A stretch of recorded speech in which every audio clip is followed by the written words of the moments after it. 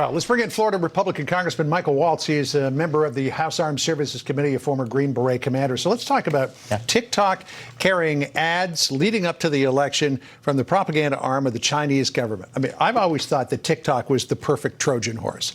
Get kids across America hooked, they get their parents involved, and then suck all the data that you possibly can and send it back to China. And now we're finding out that TikTok let them air these ads that were designed to influence the U.S. election. They were primarily about Republican candidates. Yeah, and here's the debate I keep having with members of my family is I'm telling them, get off, and other folks in my network. It is a vacuum cleaner of every password, your financial information, anything on Signal or WhatsApp or any private communication you're having. They're collecting it by the millions. And, ByteDance, which owns TikTok, is saying, no, the servers are kept in the United States. But in the fine print, they still have a backdoor right out to Beijing. And why does that matter? If we go to some type of conflict and they can target our pilots, our railroad engineers, our port operators, our scientists, not to mention what we're also seeing now on the political space. They hit Rubio, they hit Ted Cruz, they hit Abbott, and the entity running these political ads is a registered foreign agent of the Chinese Communist Party. So we spent years as a country wrestling, hand-wringing, breathlessly reporting on Russian interference, yet we have the perfect platform to touch millions of Americans with their data targeted by the Chinese Communist Party, which the Biden administration lists as our greatest adversary. Most downloaded app of last year. One of the biggest problems is that a user on TikTok won't necessarily know that these propaganda videos are coming from a state government.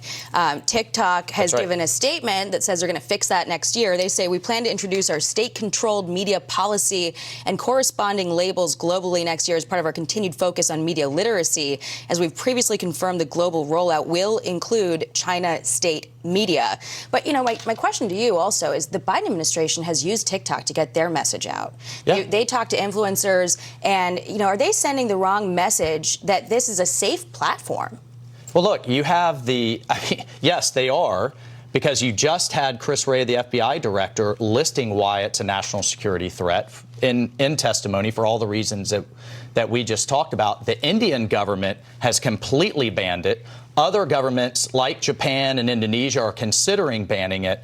I'm going to introduce a rule for this next Congress that members of Congress cannot use it on their official phones, because clearly, on the one hand, you have the Biden administration saying it's a national security threat. You have the military not allowing military members to use it. But yet you have Democrat members of Congress and officials throughout the administration using it left, right, and center. It's got to stop. We need to completely ban it, but at least we have to get our key officials and members of Congress off of it. You mentioned Christopher Wray. Let's go to call for number 3 here. Here's what he said in testimony about TikTok. Listen here. We do have national security concerns, at least from the FBI's end, about TikTok. They include the possibility that the Chinese government could use it to control data collection on millions of users, or control the recommendation algorithm, which could be used for influence operations if they so chose, or to control software on millions of devices. All right, so that's the threat. And we find out that they're at least already doing part of this.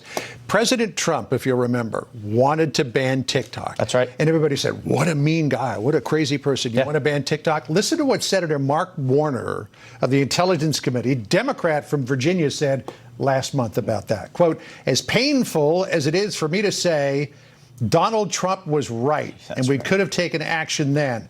That had been a heck of a lot easier than try to take action in November of 2022. The sooner we bite the bullet, the better. Well, that's a rare statement.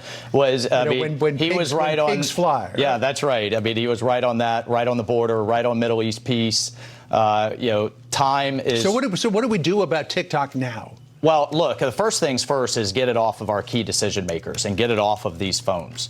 I certainly don't have it on any of mine or any of those. I think we ban it across the federal government. I'm going to work to ban it for congressional members. But then I think we follow India, the nation's largest democracy, and get it out of our lives, our homes, and our kids. It's absolutely in violation of our privacy laws. It's in violation of what they've promised that they're doing. And if they are vacuuming up all of your information, and it's going to our greatest adversary. This is a place where we have to step in and take action.